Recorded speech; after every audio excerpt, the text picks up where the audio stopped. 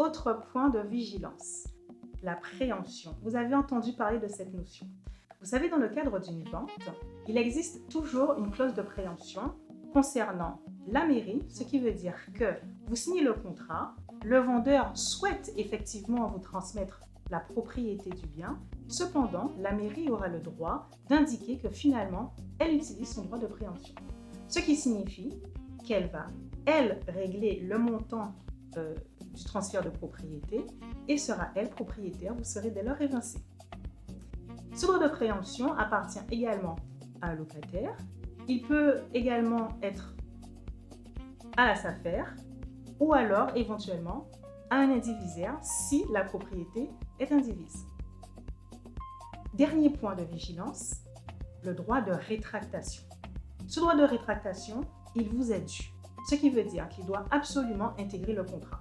Parfois, il n'est pas écrit, ce n'est pas bien grave, il vous appartient néanmoins. Ce droit de rétractation est de 10 jours à compter de la signature de l'acte de vente. Donc, réfléchissez bien avant la vente, mais vous avez encore la possibilité pendant 10 jours de réfléchir après cette vente. Dans le cadre d'un contrat de vente qui aurait été annulé à votre demande, vous aurez éventuellement sollicité votre droit de rétractation ou tout autre motif permettant d'annuler cette vente. Que va-t-il se passer? Vous, en tant qu'acquéreur, vous avez versé une somme qui vous sera restituée et le vendeur redeviendra propriétaire de son bien. Nous nous sommes focalisés sur l'acquisition d'un terrain dans le cadre d'un projet de construction. Cependant, il peut arriver également que vous ayez envie d'acheter une maison en prévision de travaux à faire. Dans ce cas, attention, il est essentiel, à mon avis, de solliciter un expert immobilier qui fera un état des lieux du bien immobilier. Vous aurez beaucoup moins de surprises. Alors, pourquoi cet expert immobilier?